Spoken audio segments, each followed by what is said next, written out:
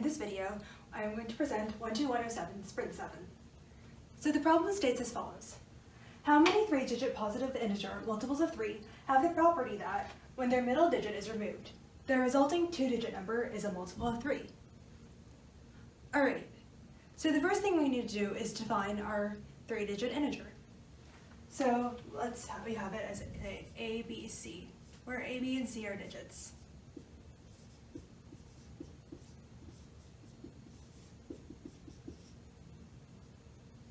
So this overline basically just means that each of the 3 numbers here are digits, it's not the product ABC. Alright, we also know that since this is a 3-digit integer, by convention, A is strictly greater than 0. Because if A were equal to 0, then we would have just a 2-digit integer, BC.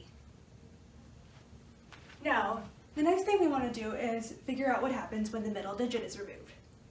So the middle digit in this case is B. So when we remove B, we get the resulting 2-digit number,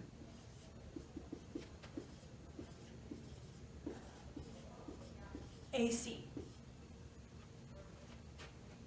Now we have to consider our constraints. What we're given here is that ABC is a multiple of 3.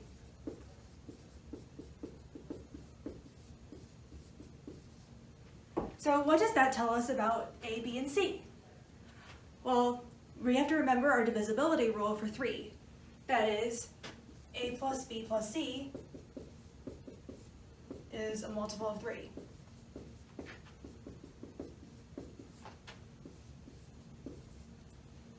And then what we want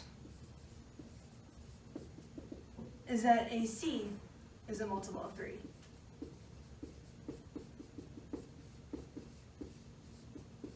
And once again, we apply our divisibility rule for 3. And we get that A plus C, A plus C is a multiple of 3. So we have these two conditions here. A plus B plus C is a multiple of 3, and A plus C is a multiple of 3. However, it would be a lot easier if we can deal with individual digits rather than dealing with sums of digits.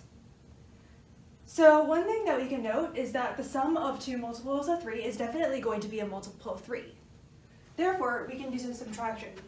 That is, A plus B plus C minus A plus C, and that's going to be equal to B, and that's a multiple of 3.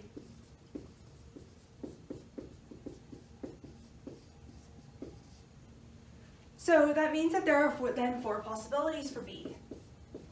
B can equal 0, 3, 6, or 9. So remember that B is a single digit, and that's why it's between 0 and 9. And the reason why B can equal 0 is that B is the middle digit. And it's never going to be the first digit of a number, and therefore it doesn't have to be strictly greater than 0. The only number that has to be strictly greater than 0 is A. Alright, so now we found B. What's left is to figure out our constraints on A and C. So we now will think about this constraint here. A plus B plus C is a multiple of 3. Unfortunately, there isn't as simple of a way to go and just isolate one of the variables like there was for B. So what we will do is employ a strategy called casework.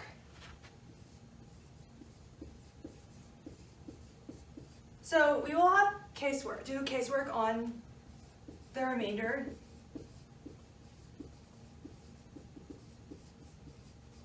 when A is divided by 3.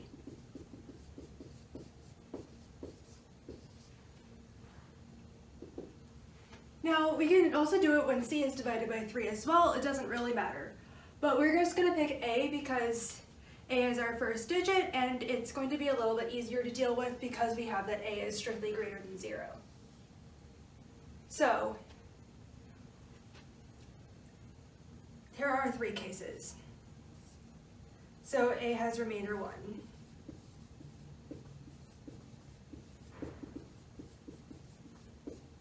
And that means that A is equal to 1, 4, or 7.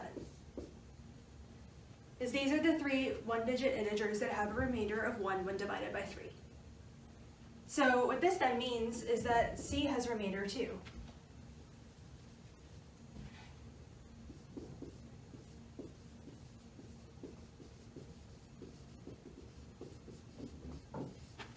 Or C is equal to 2, 5, or 8.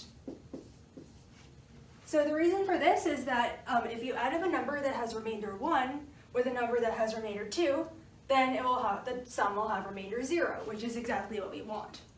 So then A is 147, C is 2, 5, or 8. Now let's do our second case. So A has remainder 2.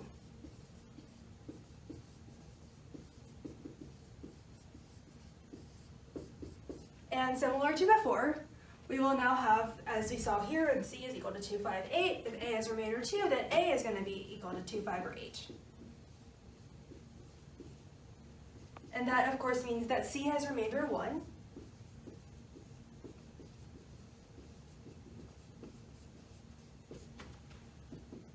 And then C is equal to 1, 4, or 7. So now we go into our third and final case. So this case is now when A is divisible by 3, or A has remainder 0.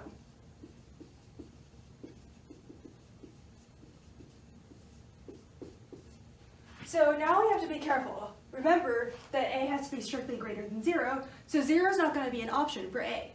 Therefore, A is going to be restricted to 3, 6, or 9.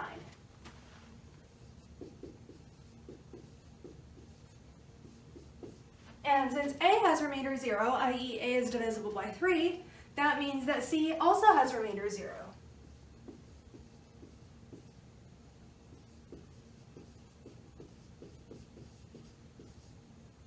So that means that C is also divisible by 3.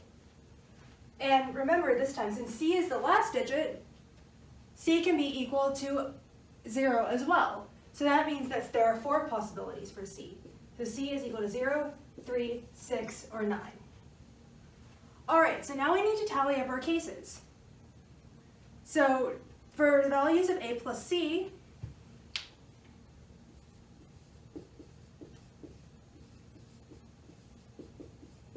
so for case 1, there are 3 possible values for A, times 3 for C. Case 2, same thing, 3 times 3. And then case 3, there are 3 possibilities for A, but there are 4 for C. So this is going to be equal to 9 plus 9, which is 18, plus 12, which is going to be equal to 30. And then we must account,